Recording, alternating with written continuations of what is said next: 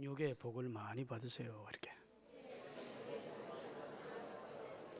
영혼 잘 되시는 복도 받고 신령한 복도 받고 또 육적으로 영적으로 다 복을 받으시는 한 해가 되시기를 바랍니다. 연말이거나 혹은 연시가 되면 많은 사람들이 무당을 자기 집에 불러서 굿을 경우가 있습니다. 또 굿은 안 와도 점쟁이들을 찾아가서 1년 우리 가정에 우리 삶에 어떤 일이 있을지를 묻는 사람들이 많이 있습니다. 뻔하지요. 그 사람들은 여름에는 물을 조심하시오 그럽니다. 가을에는 산에 오르는 것을 조심하시오. 겨울에는 운전을 조심하시오. 그러다가 양념을 팍팍 쳐가지고 갈고리로 꼬이기 위해서 당신 남편에게 애기 있습니다. 살이 껴있는데 50천에 죽겠소. 그러면 어떻게 해야 되느냐고. 부적을 사라. 기백만 원 혹은 기천만 원의 부적을 사서 팬티 속에 넣어주고 벽에 속에 넣어주고 집안 곳곳에 붙이도록 하고, 당신 자식이 앞으로 큰 애기 껴있다, 살이 있다, 문제가 심각하다. 그러면 어떻게 해야 되겠느냐. 내가 구들 해야 된다. 당신 집에 갈 테니까 500만 원 내라, 1000만 원 내라. 그래가지고 재산을 다 갈취한다. 왜 사람들이 무당을 찾아갈까요? 점쟁이를 찾아가고 올 1년 동안 내게 편안할지, 어떤 문제가 없지 않을지 두려움이나 공포 때문에, 앞날에 대한 불안한 마음 때문에 무당을 찾아가고 점쟁이를 찾아가는 겁니다. 그리고 그 앞에서 무당이 뭐라고 하는지만 발발발발 떨면서 써보는, 참 불쌍한 인간이죠. 그런데 기독교인들도 예수 무당을 찾아다닙니다. 여러분, 예수 점쟁이, 예수 무당이 있다는 걸 아세요? 뒤에다가 예수님 사진 걸쳐놓고 앞에 성경책 놓고 탁자 하나 놓고 어묵의 교회, 큰 교회 권사인 것처럼 하고 예언기도 받으러 가. 그리고 아연을 해주는 겁니다. 아, 당신 큰일 났다. 기도해보니까 아주 앞이 깜깜하다. 어떻게 해야 됩니까? 하나님 앞에 헌금, 그 병원 가려고 준비했던 헌금, 병원비라 생각하고 헌금 바쳐라. 헌금 바치고 축복기도 받고. 여기 혹시 그런 집사 권사 있거든, 헌금한 게 아니고 복채난 거 줄 알고 회개해야 돼. 헌금은 그런 데서 받는 게 아니에요. 그건 헌금이 아니야. 헌금은 공식적으로 하나님의 교회로 선포된 곳, 할렐루야, 십자가와 하나님의 사자가 예배하는 곳, 그곳에서 하나님 앞에 드리는 것이 헌금이지, 뭐 예언 은사 받았네, 무슨 은사 받았네 하고 권사들이 집에서 갈취해가지고 처자식 먹고 사는 것은 헌금 아니야. 속이는 거예요. 혹세미문에 나가는 교인들도 많이 있다니까요.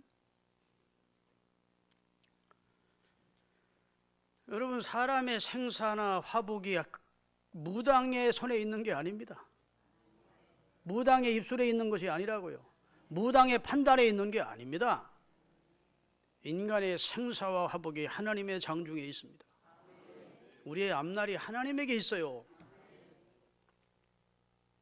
사무엘상 2장에 보면 여호와는 높이기도 하시고 낮추기도 하시고 죽이기도 하시고 살리기도 하시고 존귀하게 하시기도 하시고 비천에 처하게도 하시는 그 주권이 하나님의 손에 있다.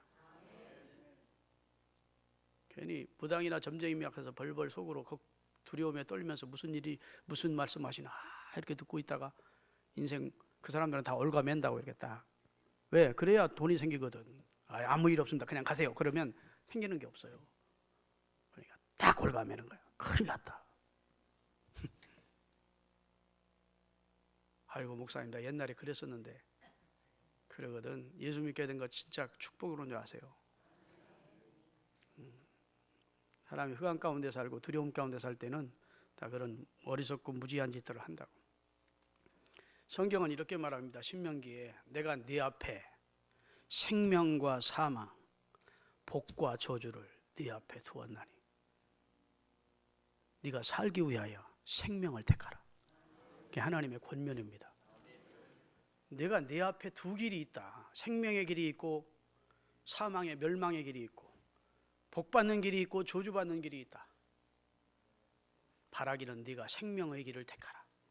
복받는 길을 택하라. 이렇게 우리에게 권면하십니다. 아멘. 그러니까 내가 아무리 복달라고 아우성을 쳐도 사망의 길, 저주받는 길을 가면 절대로 우리에게 축복이 없어요.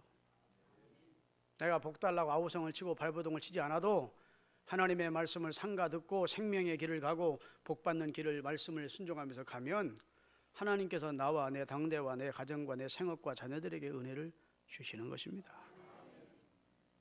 속지 마시기를 예수 그리스도의 이름으로 축원합니다. 그래서 세속을 쫓아 살지 마시고 주의 말씀을 따라서 주님 앞에 성실하게 사는 게 축복받는 길이요. 따라합시다. 말씀 붙들고 성실하게 살자. 시편 37편 7절에 3절 말씀을 보겠습니다. 다 같이. 여호와를 의뢰하고 선을 행하라. 땅에 머무는 동안 하나님의 성실을 먹을거리로 삼을. 따라서 성실을 음식으로 삼으라. 음식을 매일 먹듯이 성실이 네 음식이 되도록 성실한 삶을 살래. 하나님을 의뢰하고 하나님의 약속을 붙들고 성실하게 그 약속의 말씀을 순종하는 삶을 사는 것이 성실로 음식을 삼는 것이고, 그렇게 살 때 그와 그 가정과 그 생업과 그 앞날에 하나님의 복이 있을 것을 성경은 약속하고 있습니다. 할렐루야. 그렇기 때문에 하나님의 성실로 식물을 삼는 여러분과 제가 되었으면 좋겠어요. 그러면 우리가 이제 사는 동안에 분명한 목표를 정하고 한평생을 살아야 될 터인데, 노만 빈센트 필이라고 하는 박사님이 계십니다. 책을 여러 권 썼어요. 근데 세계 최고의 상담가이면서 세계 최고의 가이드라고 할 수 있는 사람입니다. 인생을 어떻게 살지를 성경에 근거해서 가르쳐 준 분이에요. 이 사람은 참 수많은 사람들과 인생 상담을 했습니다. 인생 상담을 했는데 특이한 점, 확실한 공통점이 하나 발견이 됐어요. 그게 뭐냐 하면 인생을 목표 없이 사는 사람들 속에는 늘 두려움이 있더라는 겁니다. 인생을 목표 없이 사는 사람들 속에는 성공이 없더라는 거예요. 실패가 있고 그 인생이 보잘것없는 인생이더라는 거예요. 그런데 인생의 성공을 어떤 목표를 정하고 인생을 사는 사람에게는 두려움이 없고 그 성공에 대한 혹은 목표에 대한 준치적인 자세이기 때문에 그 사람들은 성공을 일궈내더라는 겁니다. 다시 말해서 목표가 없는 사람보다 목표가 있는 사람들이 담대하고 확신에 가득 차 있고 긍정적이고 할렐루야 밝고 그리고 그 목표와 꿈을 이루어 가더라는 거예요. 근데 목표가 없는 사람일수록 불안해하고 좌절해하고 걱정하고 인생을 어둡게 살더라는 것입니다. 그리고 그분이 이렇게 말했습니다. 사람이 목표를 가질 때 잠재력을 극대화시킬 수 있다는 겁니다. 사람 속에 있는 잠재적 능력이 목표를 정할 때 극대화된다는 거예요. 그래서 그분은 말하기를 평생의 목표를 정하라. 10년 후의 목표를 정하라. 나는 10년 후에 이런 사람이 되어 있겠다. 1년 후의 목표를 정하라. 한 달 앞의 목표를 정하라. 이렇게 목표를 정하고 꾸준히 그 목표를 향해서 적극적으로 믿음 안에서 사는 사람들이 성공을 일궈내더라. 이런 말씀을 하고 있다고요. 여러분, 우리 그리스도인 된 것에 감사하십시다. 우리 그리스도인들은 향방 없이 인생을 허공치는 것처럼 사는 사람들은 아니라고요. 인생이 어디서 와서 무엇 때문에 삶이 어디로 갈 것이고 내가 합자로 하나님 앞에 서게 될 것을 알고 인생을 사는, 하나님 앞에 내 삶을 셈할 때가, 결산할 때가 온다는 사실을 알고 인생을 사는 사람들이 그리스도인들. 어떻게 살아야 되느냐? 고린도전서 10장 31절부터 보면 분명하게 우리에게 그리스도인의 공통적인 목표가 정해져 있어요. 다 같이 읽겠습니다. 그런즉 너희가 먹든지 마시든지 무엇을 하든지 하나님의 영광을 위하여. 우리 교회 올해 표가 하나님의 영광을 위함입니다. 하나님의 영광을 위하여. 공부를 해도 하나님의 영광을 위해서, 돈을 벌어도 사업을 해도 하나님의 영광을 위하여, 자녀를 키워도 하나님의 영광을 위하여. 할렐루야. 무슨 일을 하든 하나님의 영광이 궁극적인 삶의 목표가 되도록 해라. 두 번째, 유대인에게나 헬라인에게나 하나님의 교회나 걸림돌 거치는 자가 되지 마라. 다른 사람에게 해를 끼치거나 걸림돌이 되지 마라. 어떻게 하든 다른 사람에게 유익을 주라. 하나님께 영광을 돌리고 우리 주변 사람들에게 유익을 주는 그런 봉사적 삶을 살라는 겁니다. 할렐루야. 33절 다 같이 나와 같이 모든 일에 모든 사람을 기쁘게 하여 자기 유익을 구하지 아니하고 많은 사람의 유익을 주어서 결국은 그들이 구원을 받도록 영원 구원을 목표로 정하고 살라고 말씀하셨습니다. 우리 그리스도인의 공동 목표, 개인의 목표는 다를 수 있지만 우리 그리스도인의 궁극적인 공동 목표는 하나님의 영광을 위해 살아야 돼요. 내 주변 사람들에게 유익을 주기 위한 삶을 살아야 돼요. 세 번째로 결국은 그 예수 믿지 않는 그들에게 유익을 주어서 그들로 하여금 예수를 믿도록 해주어 영혼을 구원하는 삶을 살라고 말씀해 주셨습니다. 여러분, 우리가 정신 차리지 아니하면 나도 모르는 사이에 세속에 흘려 떠내려가게 돼요. 얼마나 세속의 물결, 죄악의 물결이 강력하게 밀려오는지 여러분과 제가 근신하여 깨어있지 않으면 나도 모르는 새에 죄에 물들고 음풍에 물들고 그 다음에 쾌락에 물들고 세속에 물들 수밖에 없는 이런 죄악이 만연하는 세대를 우리가 살고 있습니다. 느끼십니까? 아담과 하와가 사단의 유혹을 받아 넘어진 이후에 인생의 삶 속에 늘 죄가 유혹이 많았지만 오늘날과 같이 죄악이 관영하고 음란하고 폐역한 세대는 없어질 것이라고 생각될 만큼 지금 죄악이 관영하는 세상을 살고 있습니다. 사단이 예수님을 와서 시험하면서 하는 말이 내게 절하면 이 모든 것을 내게 주리라 그랬어요. 오늘날 수많은 사람들이 사단에게 절하고 세상 것을 얻으려고 합니다. 사단의 말을 따라 살면서 세상 것을 얻으려고 하는 그런 추세의 삶을 인생이 살고 있다고요. 여러분, 캐토릭과 우리 개신교가 많은 차이가 있습니다. 많이 달라요. 근데 특별히 캐토릭에는 죄를 범하고 누구에게로 찾아갑니까? 신부님에게 찾아가서 뭘 하죠? 고해성사라는 겁니다. 고해가 회개라면 우리 개신교에도 인정해 줄 수 있습니다. 그러나 고해가 회개 이상의 의미를 가지고 있는 거예요. 고해는 죄를 인정하고 그 다음에 신부 앞에 가서 죄를 고백하고 그 다음에 죄를 누가 용서하느냐? 신부나 교회가 죄를 용서한다고 믿는 겁니다. 다시 말해서 교회가 죄를 사하는 능력이 있다고 믿는 거예요. 그렇습니까? 교회가 죄를 사할 수 있습니까? 사제가 인간이 우리가 범한 죄를 사해 줄 수 있는 능력이 있습니까? No. 우리의 속죄를 이루신 예수 그리스도와 그 다음에 우리를 사죄하시는 분은 하나님밖에 안 계세요. 가진 못된 짓 다 하고 신부 앞에 가서 죄를 고백하면 신부가 이제 당신 죄는 용서받았습니다 하고 선언해주면 끝나는 겁니까? 그러면 다시 마음이 가벼워지는 것이고 또 다시 죄 짓고 또 찾아가서 고해성사하고 또 죄 짓고 그건 유치하기 그지없는 이론입니다. 여러분, 이런 이상한 짓들을 하기 때문에 지금 아주 극명하게 이런 위험성이 나타나서 24시간 고해성사기가 발명이 돼서 나왔어요. 미국, 캐나다, 유럽 쪽에 고해성사기가 있습니다. 처음 듣는 소리요? 24시간 고해성사기를 라스베가스 같은 데 설치해 놓는 겁니다. 그리고 가진 죄를 짓고 신부님 찾아가서 신부님 제가 죄를 범했습니다. 고해하러 왔습니다. 그래야 되는데 고해성사기 앞에 가서 키보드판에 아멘 버튼을 탁 눌러요. 그러면 고해성사하신 지가 기간이 얼마나 됐습니까? 6개월 됐으면 6개월이라 적 지금은 10개명 가운데 무슨 죄를 범했습니까? 딱 나와요. 몇 번이나 그런 죄를 졌습니까? 딱 지금. 잘못했다고 느끼십니까? 아, 예스 눌러. 그러면 당신 죄는 사함 받았습니다. 이렇게 선언해요. 미치고 팔짝 딜러 그러시죠. 고해성사기가 무슨 사람의 죄를 용서해요? 아, 이게 지금 딴 나라 얘기가 아니고 딴 나라는 딴 나라지. 지구 밖 얘기가 아니고 지금 지구 안에서 일어나는 현실이라고요.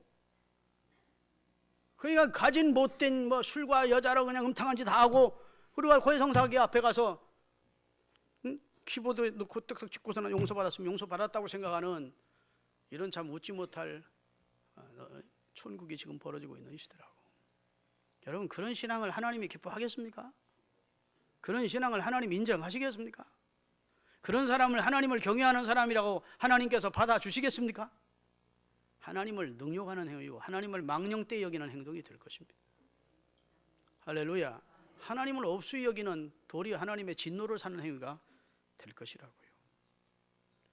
믿으십니까? 지금이 얼마나 사람들이 죄악이 관영하고 음란하고 위선적이고 폭력적인 시대인지를 우리가 압니다. 그렇기 때문에 우리가 정신을 차리고 결심해야 합니다.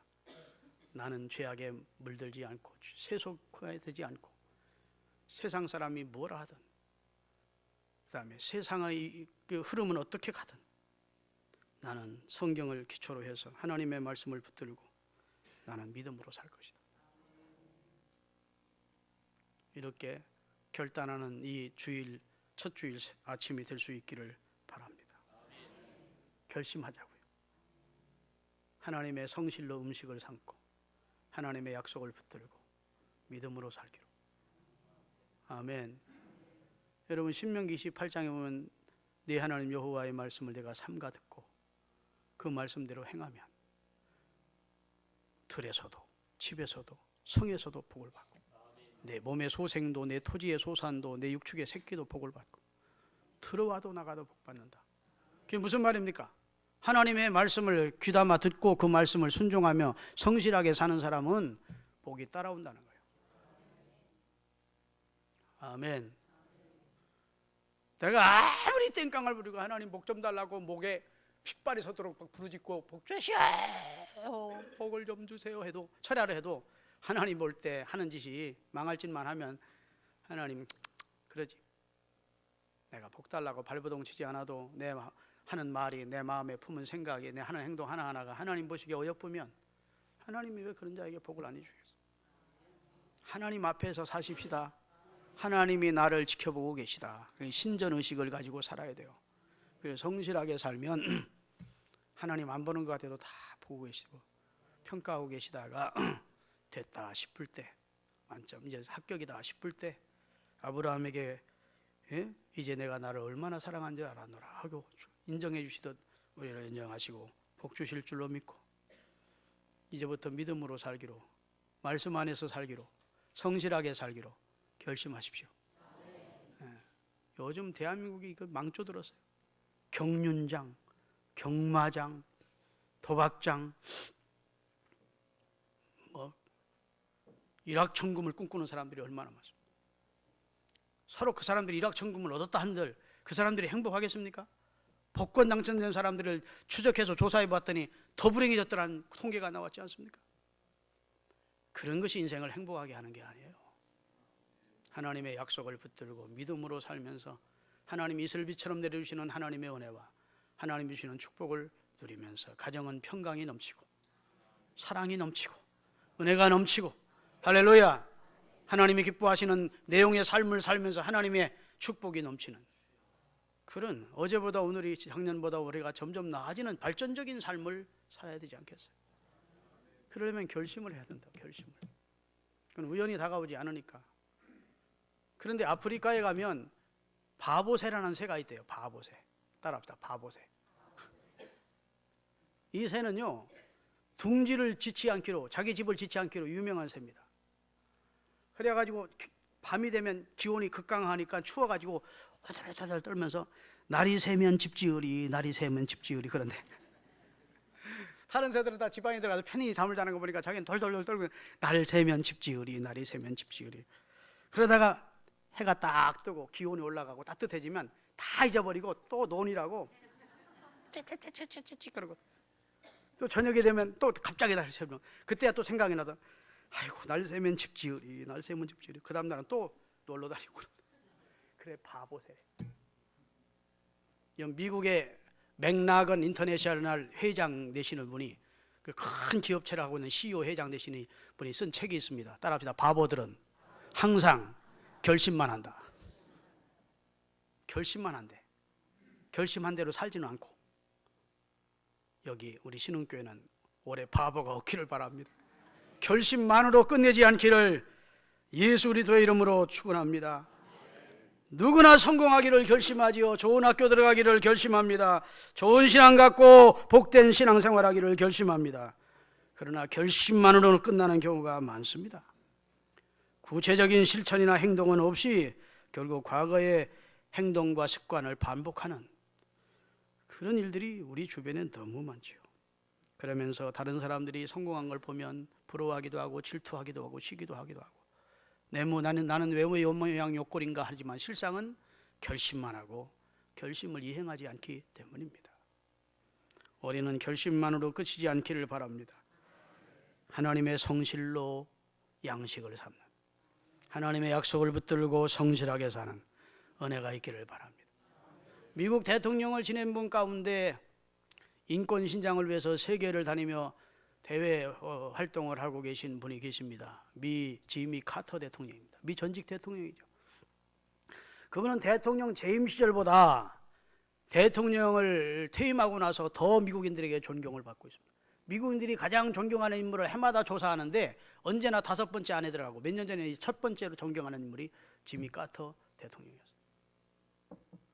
그런데 그분이 대통령을 출마했을 때, 여러분 대통령 유세를 할 때 얼마나 그 시간이 소중한 시간입니까? 손각을 쪼개서 한 표라도 더 얻기 위하여 이것저것 유세를, 선거 유세를 하러 다녀야 될 입장인데 주일날 자기 고향 교회인 조지아주에 있는 자기 고향 교회로 내려가서 거기서 23년간 주일학교 교사직을 감당했는데 그날도 주일학교 교사직을 감당하기 위하여 고향 교회로 내려와서 대통령 후보가 그 바쁜 시간을 쪼개서 유세하기도 부족할 터인데 항상 가르치던 20명의 자기 반 아이들을 놓고 성경을 가르친 거예요. 미국의 언론이 뒤따라가서 보니까 미 카터 대통령이 유세하기도 바쁜 시간에 자기 고향교회에서 아이들을 가르치고 있거든. 늘 하던 대로 미국 사람들이 야, 저 사람 신실한 사람이구나, 저 사람 성실한 사람이구나. 그때 표를 그게 대통령이 되셨어요.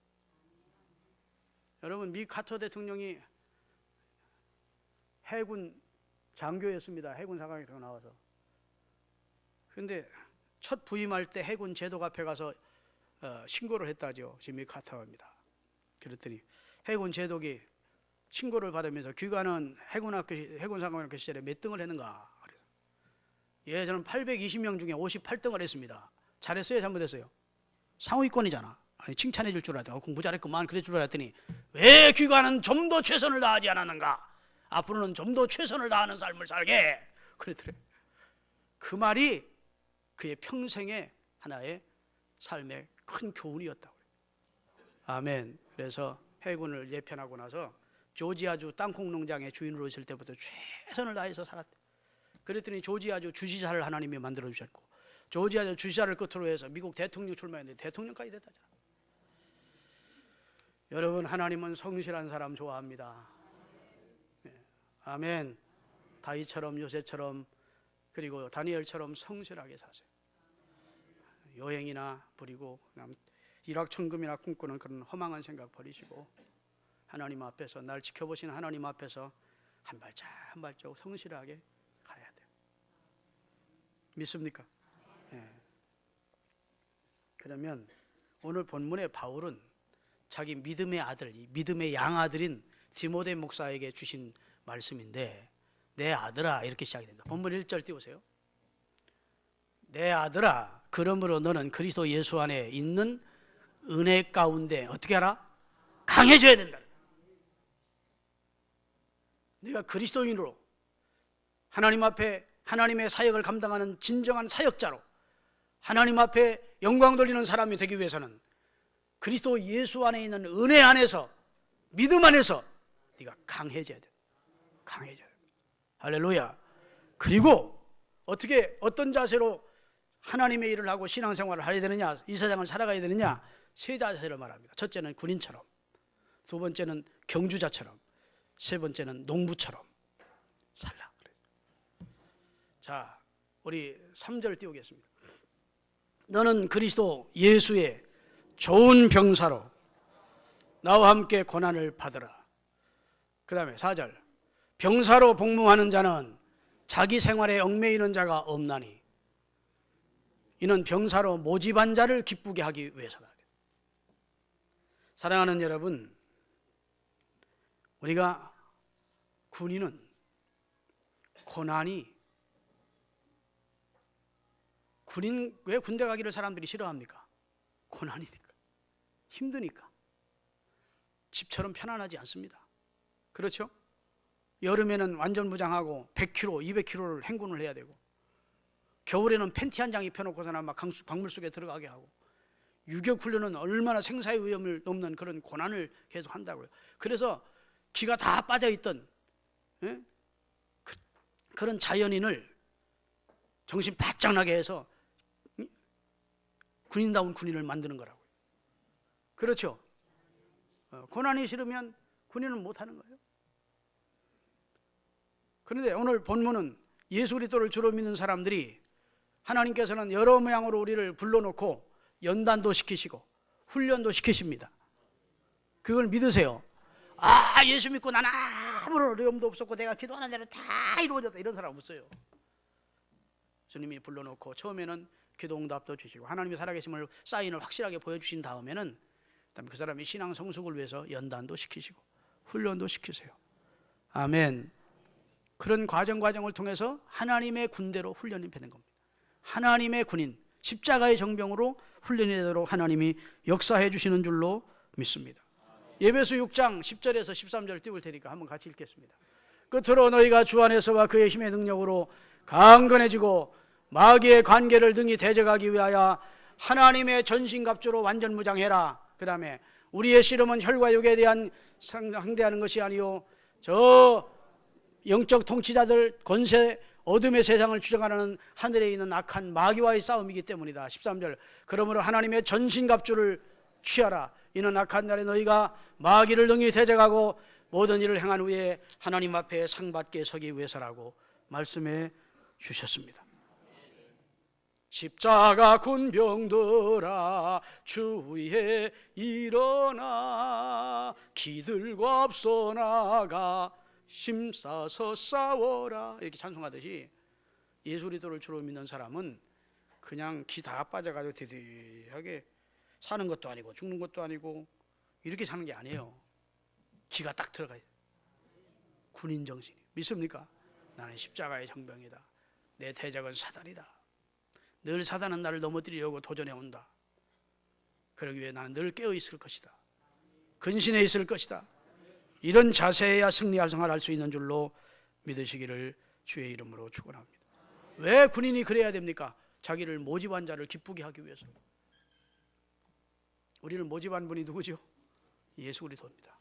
그분을 기쁘게 하기 위하여 내 생활에 얽매이지 마시고, 주님이 내게 어떤 말씀을 주실 때, 성령의 감동을 줄 때는 예 하고 순종하는 십자가의 진정한 군 정병들이 되시기를 바라겠습니다.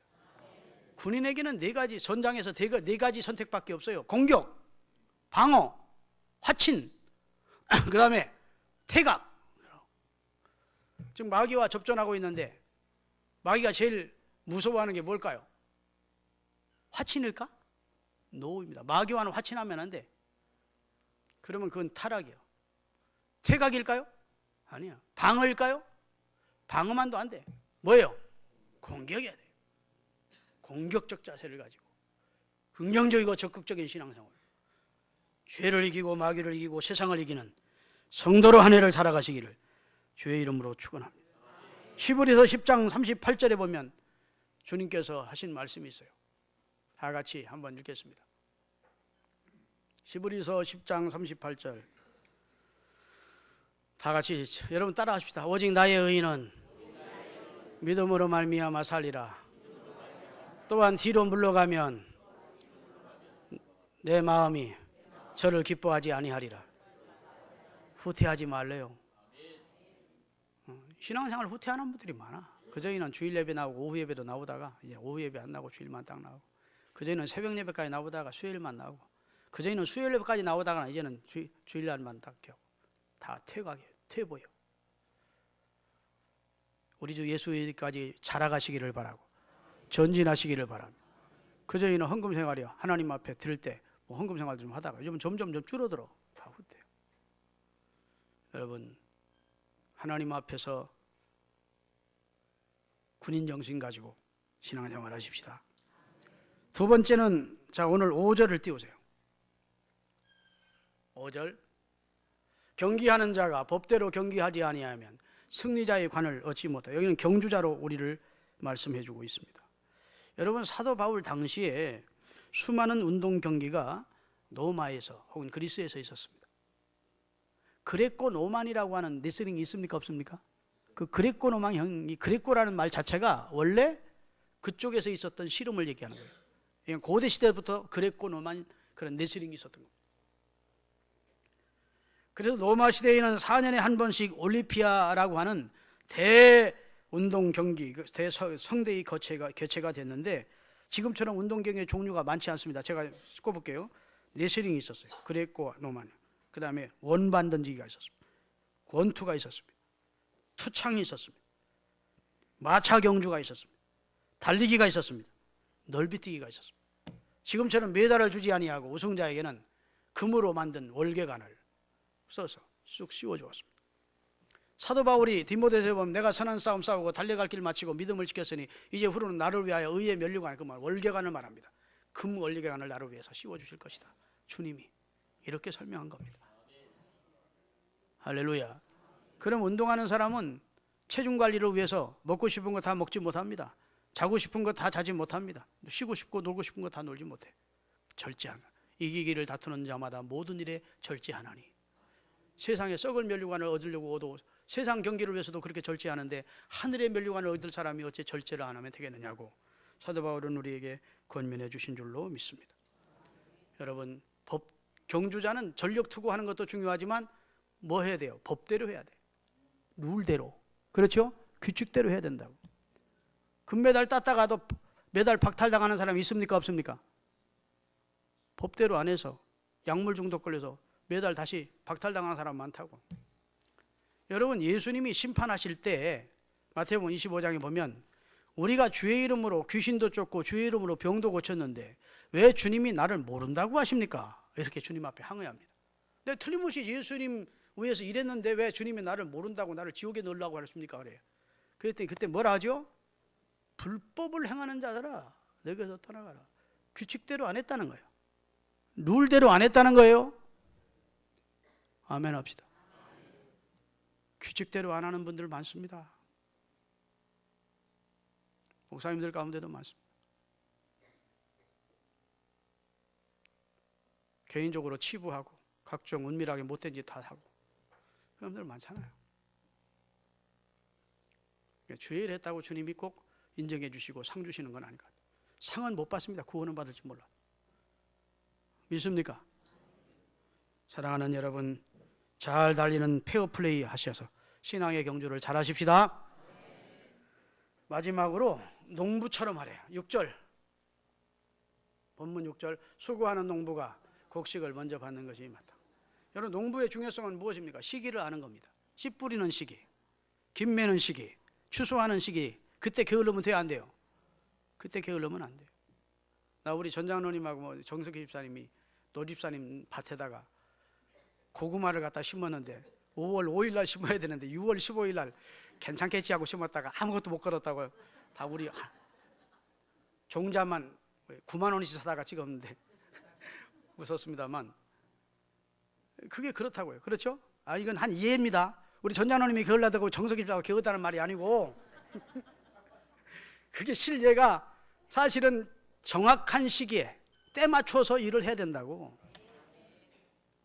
성실한 농부가 되어서 때를 분별해서 그때는 참으로 자기 때에 열심히 일하면 그 다음에 결실일 때 소출이 풍성하다고요. 자, 성경 시편 126편 5절 6절 읽고 말씀 마감합니다. 다 같이.